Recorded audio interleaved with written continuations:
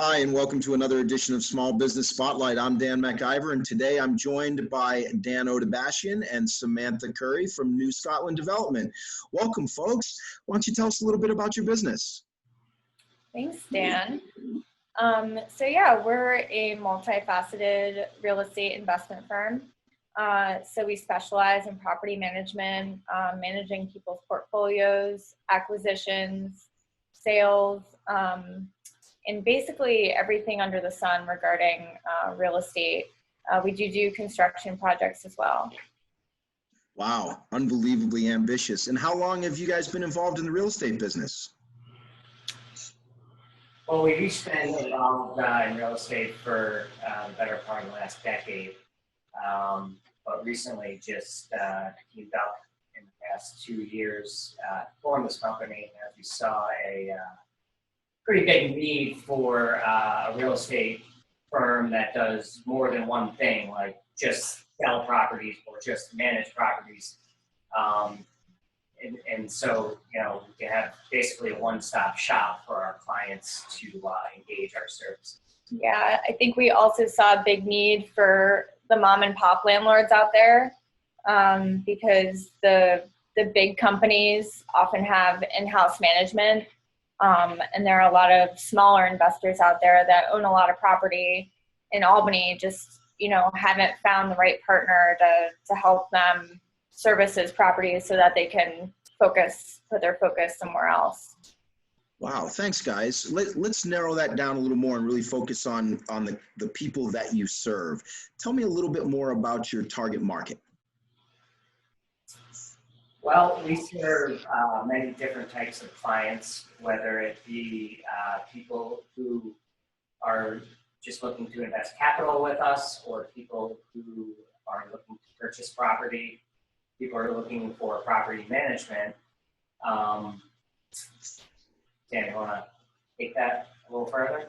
Yeah, I mean, I think our main clientele is anybody who is looking to invest in real estate, but that really ranges. It can be someone who is very experienced and familiar with real estate and has a lot of properties already, and they're just looking to grow their portfolio and partner with the right vendor. Or it can be somebody completely new to real estate and just exploring it as a different platform to invest their money. But just needs a guide on how to do so. But mainly it's people looking to make money outside of the stock market. Wow, that's wonderful. It looks like you guys have really found a niche, a full service niche for investors, and that's good to hear. So let's address the elephant in the room just a little bit. This COVID-19 pandemic has certainly impacted all businesses in some form or another. Some have completely thrived, some have managed to pivot and at least survive during this time, and others have taken a little bit of a pounding. How has COVID-19 impacted your business?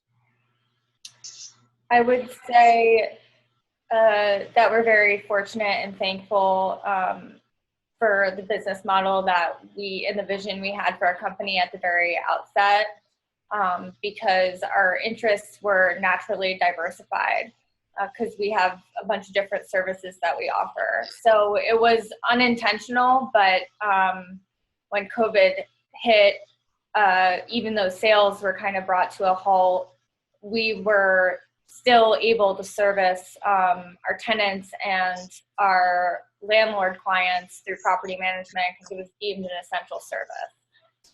And that's not to say, again, it was unintentional. We were just fortunate. And I wouldn't really call it a pivot because everything we did around it was just how to further keep our tenants and make sure our landlords were making safety a priority. Yeah, and to follow up on that, Sam, I think it actually helped us strengthen a lot of our client relationships, just basically by communicating more with them. Obviously, people were very concerned about their investments, and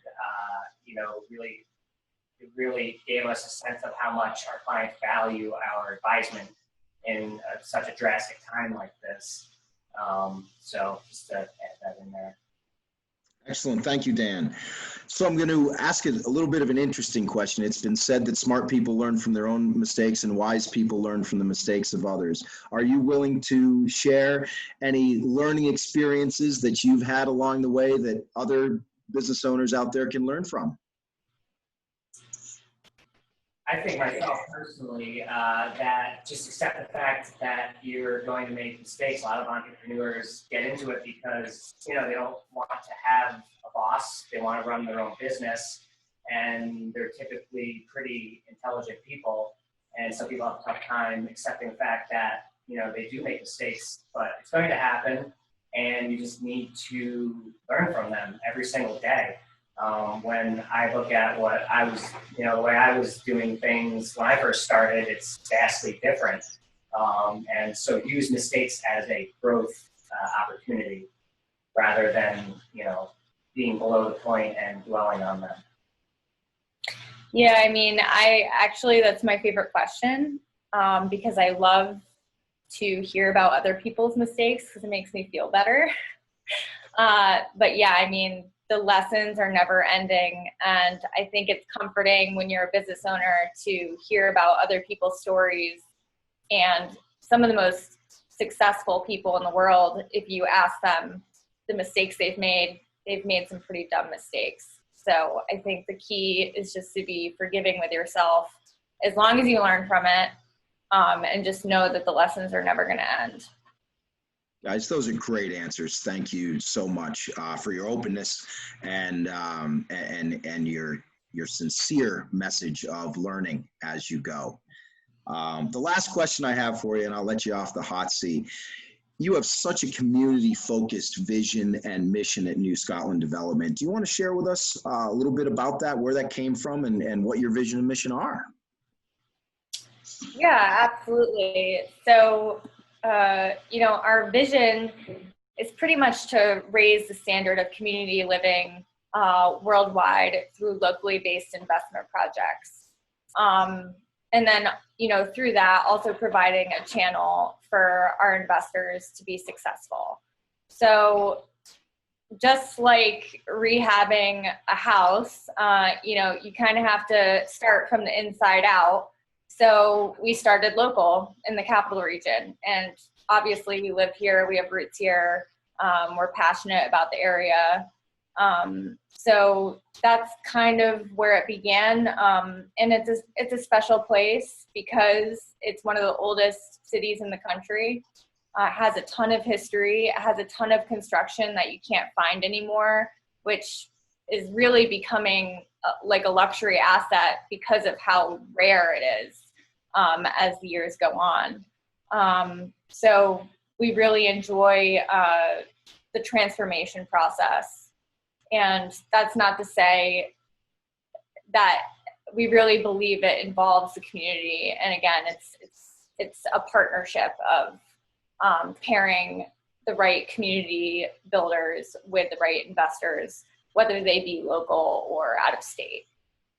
Outstanding. Well, it's very clear you both have tremendous passion for this area, tremendous passion for real estate. I want to thank you both very much for spending a few minutes with me today. And for those of you out there that are either business owners or know of a business that deserves to be spotlighted, feel free to reach out. In the meantime, Samantha and Dan, thanks again for joining. We'll talk to you again soon. Thanks, Dan. Thanks for having us.